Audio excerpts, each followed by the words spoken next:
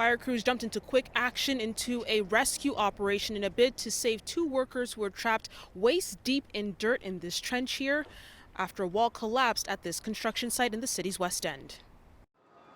When we're dealing with trench rescue, we are into a significant amount of earth on the human body. Police were called just before 11:40 this morning to this construction site on Weston Road and Edmund Avenue near Jane Street. They arrived and were told that 2 men were trapped in the bottom of this 8 to 10 foot deep trench. Extrication maneuvers began with supplemental panels being placed in around the workers, so our rescuers could actually access the trench.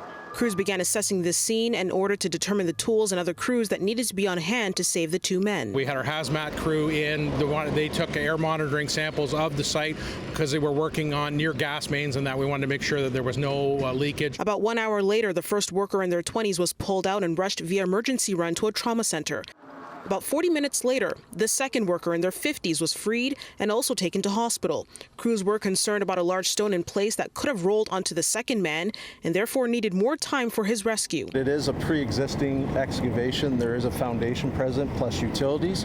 So in them circumstances, the trench is very unstable because it's been pre-disturbed soil. And because of the instability of the soil, workers had to work quickly but carefully. Everyone will know the term crush syndrome. Prior to us doing patient removal, it's vital that we get the medical treatment by pushing fluids, that when we start releasing all that material away from the body, we just don't have a sudden crash associated with crush syndrome. And this meticulous operation is in place in order to protect rescue crews as well. So we were certainly concerned about a secondary collapse, and we wanted to make it as safe as possible. Crews could work in and then extricate those 2 workers out.